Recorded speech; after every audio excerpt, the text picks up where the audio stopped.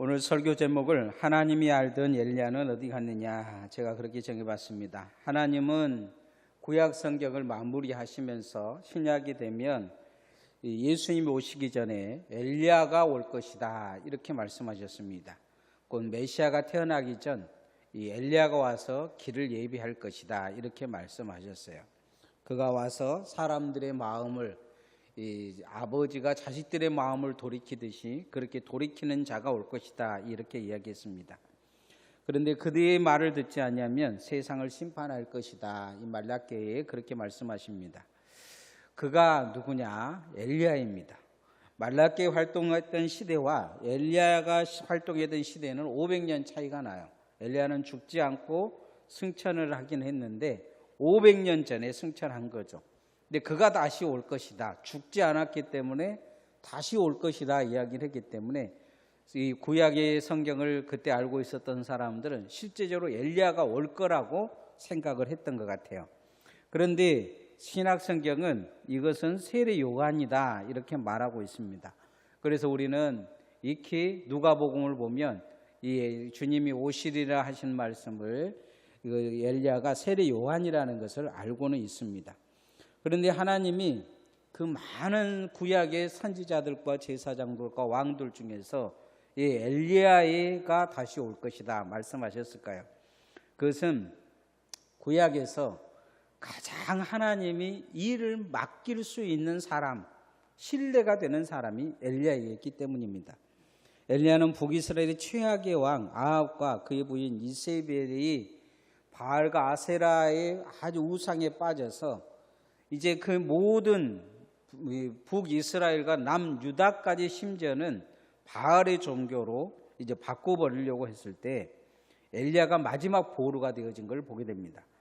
엘리야 혼자서 자기 혼자 남았다고 이야기하면서 하나님 앞에 기도하는데 3년 6개월 동안 비가 오지 않고 그가 갈멜산에서 다시 기도하자 비가 왔다 이야기를 합니다. 엘리야는 또한 구약 성경의 에녹과 함께 죽음을 보지 않고 천국에 간 사람 중에 한 사람으로 기록되어 있습니다.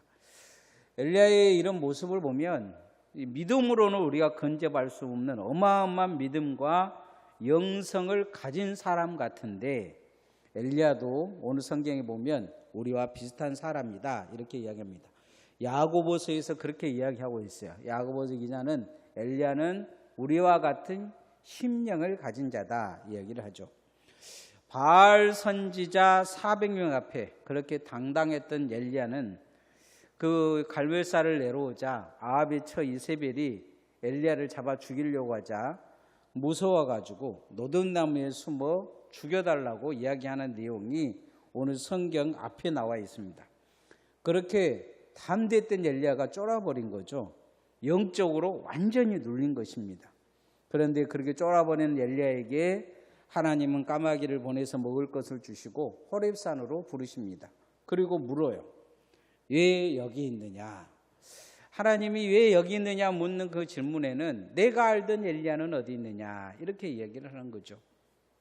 하나님이 알던 엘리야, 우리가 구약에서 말하는 엘리야 가장 큰 모습은 뭐냐면 기도하는 엘리야입니다.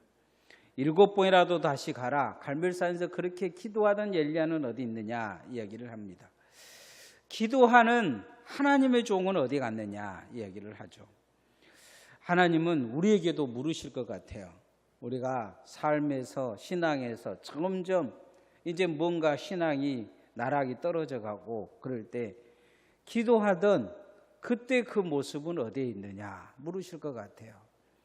따라합시다. 기도하는 사람으로 돌아갑시다. 한 미국의 제조소 직원이 출근하자마자 사장이 불렀어요. 그런데 그냥 사표를 쓰라는 거예요. 뭐 때문에 사표를 쓰라 그런지 모르고 그냥 사표를 쓰고 왔어요. 그러고 나서 퇴직금 받은 거 가지고 이것저것 해봤는데 잘 안 되는 거예요. 그리고는 어느 날 그냥 풀이 죽어가지고 집에 있는데 부인이 물어요. 왜 그렇게 풀이 죽어 있어요? 그랬더니 그냥 회사에서도 인정받지 못하고 내가 이것저것 다 해봤는데 그냥 안 되고 희망이 없다고, 그냥 죽고 싶은 마음이 든다고 그렇게 이야기를 해요. 그러자 부인이 진짜 다 해봤냐고. 그러니까 다 해봤다 그러니까 아직 안 해본 것이 있다 얘기합니다. 뭐를 내가 안 해봤냐 그랬더니 당신은 하나님의 사람인데 하나님께 가서 죽기 살기로 기도해봤냐, 죽기 살기로 기도해봤냐 물어보는 거예요. 그러고는 부인이 나갑니다. 죽으려고 마음을 먹고 약을 사놓았던 이 사람이 죽기 살기로 기도해봤냐는 말에 가슴이 갑자기 움직이기 시작해요. 이왕 죽을 바에 가서 기도나 한번 해보고 죽자 하고 교회 가서 기도하려고 하는데 기도가 안 되는 거예요. 그래서 정말 큰 소리를 지르면서 죽기 살기로 기도를 합니다. 그런데 갑자기 그렇게 기도하는 중에 뭐 눈물이 막 쏟아지고 이 사람 마음속에 갑자기 내가 뭔가를 해야지 죽으면 안 되겠다는 생각이 들어요. 그리고는 뭘 해야 될까? 근데 어려서부터 호텔 사업을 하고 싶었어요. 그래서 가만히 보니까 남은 돈 가지고 망해가는 호텔, 다 쓸어가자는 호텔을 하나 살 수 있는 돈이 있어서 그 호텔을 산 거예요. 그리고 깨끗하게 청소를 하고 그 호텔을 인수해서 그렇게 자기가 정말 원하는 사람 그 호텔을 만든 거죠. 소문이 나서 호텔이 잘 되니까 갑자기 옆에 있는 호텔도 사기 시작하고 그렇게 호텔 사업을 시작했다 가지고 전 세계적인 호텔을 만드는데 그 호텔 이름이 홀리데이 호텔이에요. 제가 다른 호텔은 가서 다 잡아봤는데 이 호텔은 못 잡아본 것 같아요. 되게 비싸요. 절망 중에 이제 기도를 잃어버린 이 사람에게 그 부인이 물었던 한마디, 다시 기도를 되찾은 거죠. 기도해봤냐는 거예요. 기도해봤냐. 죽으려고 마음을 먹었는데 그럼 죽기 살기로 기도해봤냐 물어보는 거죠. 오늘 하나님은 호렙산으로 도망온 엘리야에게 묻습니다. 어찌하여 여기 있느냐 물으셔요. 19장 9절 말씀 읽어보십시다. 시작. 엘리야가 그곳 굴에 들어가 거기 머물더니 여호와의 말씀이 그에게 임하여 이르시되 엘리야야 내가 어찌하여 여기 있느냐. 엘리야는 무슨 칼 가지고 싸운 사람이 아니에요. 엘리야는 그 아합과 이세벨을 향해서 무슨 무기를 가지고 싸운 사람도 아니에요. 사람이 그 뒤에 많아서 싸운 것도 아니에요. 엘리야는 하나님이 사용하신 목적이 딱 한 가지 있었어요. 그 뭐냐면 죽기 살기로 기도하는 사람이었기 때문이에요. 구약에서 기도의 종 하면 첫 번째가 엘리야를 이야기합니다. 그런데 기도의 종 엘리야는 사라지고 기도하지 못하는 엘리야가 있는 거예요. 겁쟁이가 되어버린 거예요. 눌려버린 거죠. 하나님 앞에 이 엘리야가 와 있는데 하나님이 보시기에 기도하는 엘리야가 아니고 완전히 겁쟁이 엘리야가 있는 거죠. 하나님은 갈멜산에서 불을 내리기 위해서 기도하면서 정말로 죽기 살기로 기도했던 엘리야의 모습을 본 거죠. 비가 오기를 7번이라도 다시 가라 사환에게 이해했던 엘리야의 모습을 본 겁니다.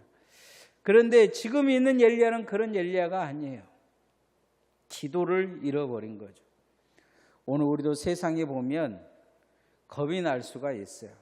그러나 기도할 때 하나님이 용기를 주시고 이기게 해줄 줄 믿습니다. 기도하면 하나님이 도우십니다. 기도하면 다시 일어설 수 있습니다. 그래서 우리가 신앙생활이 정말 중요한 건 뭐냐면 기도하는 종으로 돌아서야 될 줄 믿습니다. 하나님은 능력 있는 자를 부르신 게 아니고 우리가 기도하는 사람이 되기를 원하고 계시는 것입니다. 두 번째, 사단에게 세력에 밀리지 않던 갈멜산의 담대한 엘리야를 하나님은 바라보셨을 거예요. 그런데 지금 겁쟁이 엘리야잖아요. 기도하지 않는 사람은 담대하지 못해요. 엘리야가 기도했기 때문에 담대한 거죠. 우리가 예수 그리스도를 믿으면 담대함을 얻어야 될 줄 믿습니다. 답시다. 믿음의 담대함으로 섭시다. 믿음이라는 것은 담대함을 가지고 있어야 돼요. 성경의 갈멜산에서 바알의 선지자들 앞에 당당한 엘리야와 이세벨 한 사람이 무서워하고 벌벌 떨면서 노뎀나무 아래에서 벌벌 떨면서 죽여달라고 말하는 엘리야는 되게 대조적입니다. 하늘에서 불을 내리는 시합을 하며 제단에 물을 7동이나 부으면서 목숨 내어놓고 기도하며 바알의 선지자들을 대항했던 엘리야, 얼마나 담대합니까? 그런데 이세벨 하나 못 죽여가지고 노벤나무 아래서 벌벌 떨면서 차라리 죽여달라고 엘리야는 그렇게 엎드려 있습니다. 어찌 보면 양면의 모습은 우리에게 다 있습니다. 뭔가 된 듯 할 때는 담대하지만 안 될 때는 벌벌벌 떠는 거죠. 세상의 교회 와서는 믿음으로 담대하게 이야기하는 것 같지만 세상 앞의 환경에서는 벌벌벌 떠는 것입니다. 금방 희망을 갖기보다 절망하게 되고 포기하게 된 거죠. 엘리야는 이 절망 속에 그렇게 이야기합니다. 내가 진짜 열심히 하나님 앞에 했습니다. 그런데 하나님이 왜 안 도와주십니까? 이렇게 이야기를 해요. 열왕기상 19장 10절 말씀 읽어봅시다. 시작. 그가 대답하되 내가 만군의 하나님 여호와께 열심히 유별하오니 이는 이스라엘 자손이 주의 언약을 버리고 주의 제단을 헐며 칼로 주의 선지자들을 죽였음이며 오직 나만 남았거늘 그들이 내 생명을 찾아 빼앗으려 하나이다. 담대했던 엘리야, 그런데 지금은 그런 이야기를 하죠. 나를 죽이려고 합니다. 전에는 죽기 살기로 죽으면 죽겠다는 생각으로 바알 선지자들과 대항했어요. 그런데 지금 죽는 것이 두려운 거죠. 그러고는 하는 말이 나 혼자 싸웠다 이야기를 합니다. 왜 혼자 해야 되느냐? 나는 죽기 살기로 싸우는데 하나님은 왜 나를 도와주시지 않느냐 이야기를 합니다. 하나님은 지친 엘리야에게 세미한 음성으로 말씀하십니다. 엘리야가 놀랄까 싶으니까 막 지진도 나고 태풍도 나고 막 앞에 불도 지나가고 하는데 세미하게 하나님이 하시는 말씀이 그런 이야기입니다. 너희 힘드냐? 내가 짐 덜어줄 테니까 사람들을 세우라는 거예요. 후계자 엘리사를 세우고 아람 왕도 세우고 이스랑도 세우고 너는 이제 은퇴하라. 지금 그 이야기 하신 거예요. 그래? 그냥 은퇴해. 이야기 하신 거예요. 못하겠다고 그만둬 하시는 말씀이에요. 하나님은 무엇 때문에 엘리사를 사용하셨느냐? 그는 기도의 종이었고 죽음 앞에서도 믿음으로 담대함을 가지고 있었기 때문이에요. 이 엘리야에게 하시는 말씀이 거예요. 그 담대함을 회복하라는 거예요. 우리도 지칠 수 있어요. 그러나 하나님은 우리를 사용하시는 주된 목적이 있어요. 그 뭐냐면 사단에게서 이길 줄 알고 죄에서 이길 줄 알고 고난과 절망에서 이길 줄 알고 우리를 사용하시는 거예요. 우리가 믿음으로 담대하게 서야 될 이유가 여기에 있어요. 사단과 세력과 맞설 싸울 수 있는 하나님의 사람으로 성장하라는 거죠. 엘리야에게 다시 담대하라 요구하고 있어요. 여호수아에게도 하나님이 하시는 말씀이 좌로나 우로나 치우치지 말며 강하고 담대하라 말씀하셨어요. 하나님을 믿으려고 하면 겁쟁이가 돼서는 안 돼요. 강하고 담대한 믿음을 가져야 될 줄 믿습니다. 마지막 시대에 강하고 담대한 믿음이 없으면 이기지 못해요. 세상의 것이 유혹이 왔을 때 강하고 담대하지 못하면 쉽게 무너질 수 있습니다. 그래서 성도는 강하고 담대해야 합니다. 엘리야에게 다시 강하고 담대한 자로 돌아오라 이야기를 하고 계셔요. 이 엘리야는 목숨을 걸던 그것을 하나님 은혜로 알았어요. 은혜로 알던 엘리야 마지막에 어디 있느냐 물으신 거예요. 하나님의 일을 은혜로 알았던 엘리야 이제는 내가 열심히 했는데 공로주의가 되는 것을 볼 수가 있어요. 우리도 하나님의 은혜를 끝까지 붙들며 살아야 될 줄 믿습니다. 따라합시다. 은혜의 자리로 돌아갑시다. 여러분 신앙생활이 은혜 되십니까? 기도하는 게 은혜 되십니까? 찬양하고 말씀 듣고 이게 은혜가 되십니까? 어쩔 때는 억지로 할 때가 있죠. 어떤 사람들은 이제 보상을 해달라고 요구하는 사람들도 있어요. 내가 이렇게 열심히 했으니까 보상을 하라 요구를 하는 거죠. 보상을 요구하면서 점점 투정을 부리기도 해요. 엘리야가 3년 6개월 동안 비가 오지 않게 그 하나님이 까마귀를 보내주시고 갈멜산에서 그 바알 선지자를 무찌르고 하늘에서 불이 내려오고 또 기도하자 3년 6개월간 비가 오지 않았던 비가 다시 내리고 은혜이죠. 특별한 은혜를 받은 거예요. 일제강점기에 주기철 목사님이 신사참배에 반대해서 감옥에 갇혔어요. 일본 순사가 무슨 소식을 들었냐면 그의 어머니가 아프다는 소식을 들었어요. 그래서 뭐 이렇게 꼬셔도 안 되는 사람이 어머니가 아프다 그러니까 이 눈동자가 좀 흐려지는 거예요. 그러니까 조용히 이야기를 해요. 감옥문 열어줄 테니까 집에 한번 갔다 오라고. 마음을 흔드는 거죠. 그 어머니가 아프시다고 돌아가실 것 같다 그러니까 마지막으로 어머니 한번 얼굴 봐야 되겠다 하고 감옥을 나서요. 그리고는 집에 들어가서 대문을 열고 여보 나왔어요 하고 이야기를 합니다. 그때 안정모 사모님이 왜 오셨어요? 다시 감옥으로 돌아가세요 이야기하더라는 거예요. 집에 들어오지 못하게 하더라는 거예요. 집에 들어오면 마음이 약해지니까 집에 못 들어오게 한 거죠. 그 신사참배 거부하고 그것을 은혜로 알았던 이 사람에게 그 은혜가 점점 다르게 변질될 수 있는 순간에 그 가족들이 다시 돌아가라고 이야기한 거예요. 그러니까 감옥으로 다시 돌아왔어요. 그거 안 되니까 주목사님 온 가족을 데려다가 고문을 당하고 매질을 한 거예요. 어린 아들들이 매질을 당하는 것을 보고 주목사님은 펑펑 울었다고 해요. 마지막 그렇게 감옥에서 순교하시죠. 특별히 그 가족이 하나님 앞에 그 이후에 얼마나 가난하고 힘들고 어렵게 살았는지 몰라요. 그런데 그 후손들은 그것을 원망하지 않고 지금도 보면 은혜로 알고 은혜였다 이야기합니다. 은혜였다. 그런 조상을 둔 것이 은혜였다. 이유는 은혜를 은혜로 아는 그 사람들에게 하나님이 은혜 베풀어 주신 거예요. 하나님 엘리야에게도 그렇게 말씀하십니다. 너 말고 7,000명 더 있다 이야기하셔요. 7,000명 더 있다. 네가 지금 하나님이 너에게 은혜 안 주신다고 지켜주시지 않는다고 뭐 투정하고 그러는데 너 아니어도 7,000명을 쓸 수 있는데 그 7,000명 중에서 너를 불러 쓴 것이 너에게서는 은혜다. 은혜를 은혜로 알아라 이야기하고 계시는 거죠. 19장 18절 말씀 읽어보십시다. 시작.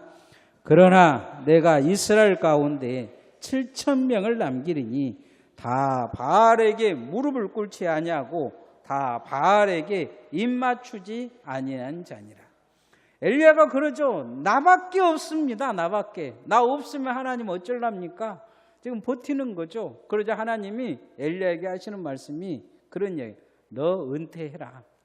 그냥 너 말고도 네 후 내가 충분히 사람들을 세워서 할 것이다. 그러면서 하시는 말씀이 너 아니고도 7,000명이 이미 준비되어 있다. 그 중에서 특별히 너를 쓴 것이다. 이야기해서 특별히 너를 쓴 것이다. 은혜가 은혜인 줄 모르면 은혜가 그 삶에 하나님의 영광이 되지 못한 거죠. 나 아니면 안 된 줄 알고 나만 한 줄 알았는데 내가 고생한 줄 알았는데 너 말고도 7,000명 있다. 하나님이 하시는 말씀이에요. 은혜를 알고 은혜로 사역하며 은혜를 붙들었던 엘리야로 돌아오라는 거예요. 우리에게도 신앙생활은 은혜로 해야 될 줄 믿습니다.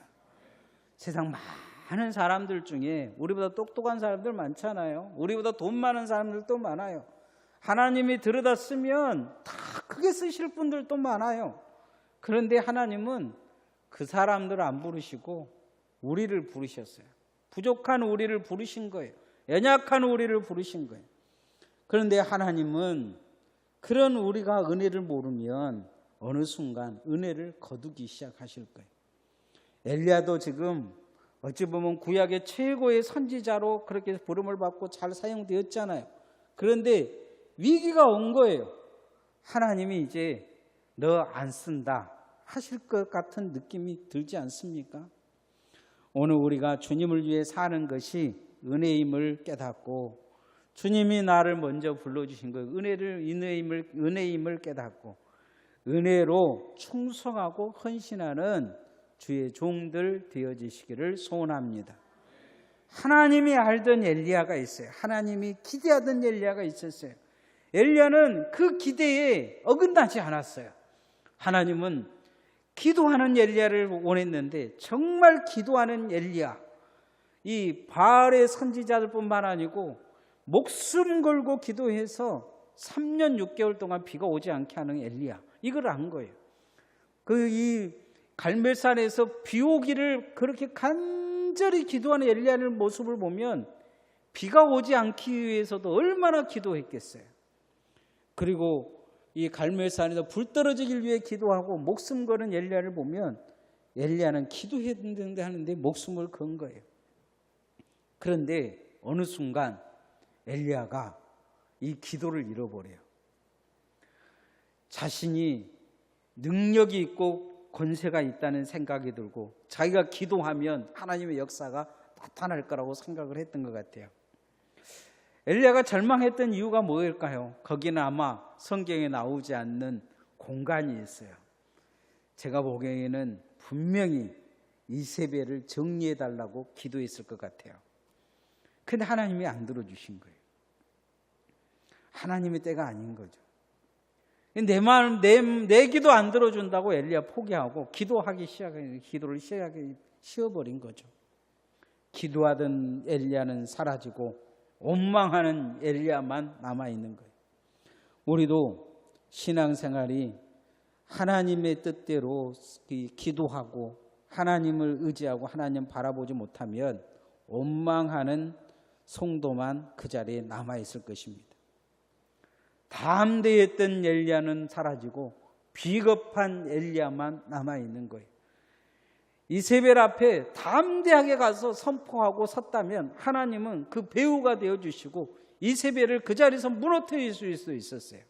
그런데 엘리야는 내 기도 들어주시지 않는 하나님은 나를 안 도와준거나 하면서 노뎀나무가에 숨어가지고 벌벌벌 떨면서 죽여달라고 이야기를 하고 있습니다. 하나님을 믿는 것은 어느 상황에도 변하면 안 됩니다. 하나님을 온전히 믿을 수 있는 성도들 되어지시기를 소원합니다. 마지막으로 은혜를 붙들고 살아야 합니다. 신앙생활을 해주신 것은 딱 은혜입니다. 우리가 뭘 해도 은혜예요. 하나님이 나를 불러주신 자체가 은혜입니다. 바울 사도는 그래서 나의 나된 것은 주의 은혜다 이야기하고 있어요. 은혜를 붙들고 산다는 거죠.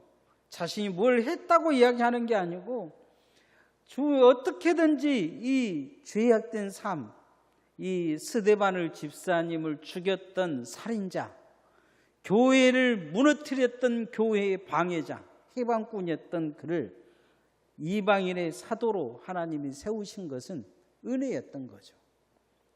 평생 사도 바울은 이것을 잊어버리지 않습니다. 나의 나된 것은 은혜다. 은혜 붙들고 산 거죠. 우리도 은혜 붙들고 살면 주의 은혜가 여러분의 삶에서 끊어지지 않을 줄 믿습니다.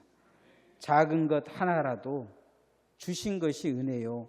감당할 수 있는 것이 은혜요. 그게 축복입니다. 여러분 건강을 주신 것도 은혜요. 또 건강하지 않아서 기도할 수 있는 것도 은혜요. 또 하나님 앞에 아주 또 숨부터 있어서 주님 앞에 예배드릴 수 있는 것도 은혜입니다. 그래서 은혜에 붙들고 사시는 주의 종들 되어지기를 소원합니다. 하나님은 엘리야에게 왜 여기 있느냐 물으신 것은 내가 알던 엘리야 어디 갔느냐 물으신 것처럼 우리에게도 물으실 것입니다. 하나님이 과거에 우리를 사용하셨을 때 우리를 붙들어 주셨을 때 그 목사는 어디 갔느냐, 장로는 어디 갔느냐, 집사는 어디 갔느냐, 그 권사는 어디 가고 지금 믿음 없고 보잘것없고 원망하며 내 공로를 주장하는 그런 주의 종이 여기에 있느냐 말씀하실 수 있습니다.